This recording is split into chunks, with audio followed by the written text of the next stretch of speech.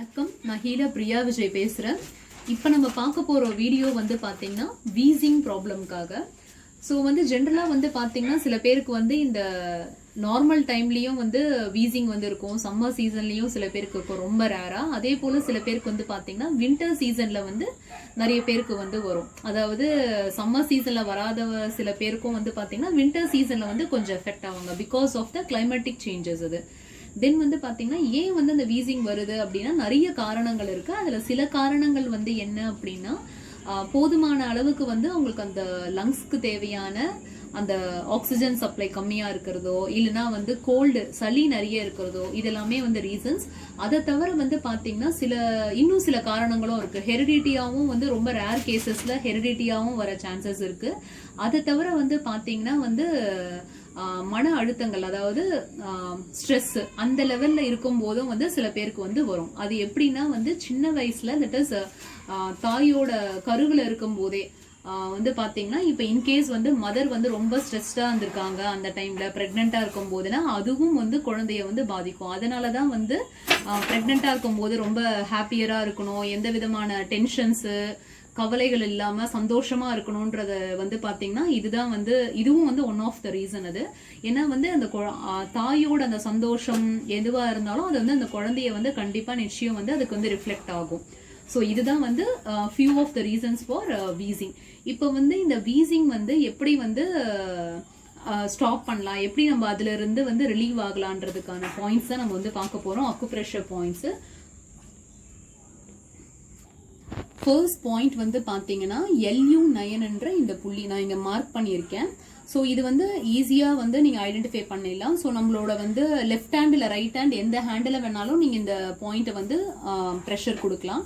So வந்து பாத்தீங்கன்னா கரெக்டா இந்த கட்டை விரலோட அந்த எண்ட் இருக்கு பாத்தீங்களா, எண்டு இந்த ரிஸ்ட் லைன்ல இங்க வந்து முடியும்.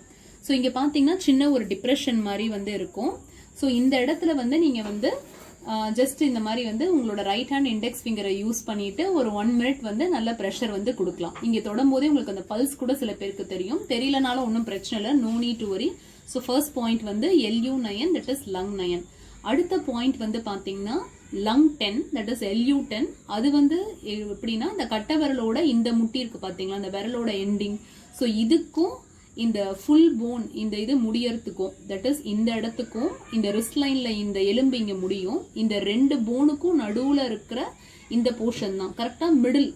இந்த நம்மளோட வந்து இந்த டார்க் ஸ்கின்னும் இந்த ஃபேர் ஸ்கின்னும் ஜாயின் ஆகுற அந்த வெப்ல தான் வந்து இந்த பாயிண்ட் வந்து இருக்கு. இப்ப இதுல பாத்தீங்கன்னா இது வந்து நம்மளோட மிடில் போர்ஷன் போல வரும். ஸோ இந்த இடத்துலயும் வந்து ஒரு 1 to 2 மினிட்ஸ் வரைக்கும் நல்ல ப்ரெஷர் வந்து, அதாவது நல்ல ப்ரெஷர்னா ஜென்டில் ப்ரெஷர் வந்து கொடுங்க, ரொம்ப அழுத்தணும்னு அவசியம் இல்லை.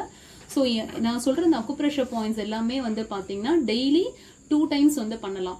ஸோ வந்து இப்போ ரொம்ப வீசிங் இருக்கு அப்படின்னா பெஸ்ட் டைம் வந்து 2 டைம்ஸ் a day பண்ணுங்க. Best time to do the acupressure points வந்து பாத்தீங்கன்னா நீங்க மார்னிங் வந்து தூங்கி எழுந்த உடனே பண்ணலாம், அதே போல தூங்குறதுக்கு முன்னாடியும் வந்து பண்ணலாம். இல்ல அந்த டைம் பண்ண முடியலன்னா நீங்க அந்த டேல எப்ப வேணாலும் வந்து பண்ணலாம்.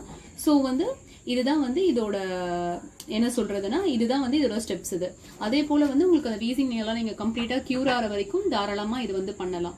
ஓகே, அடுத்த பாயிண்ட் வந்து இருக்கு, அது வந்து கால்ல வந்து இருக்கு.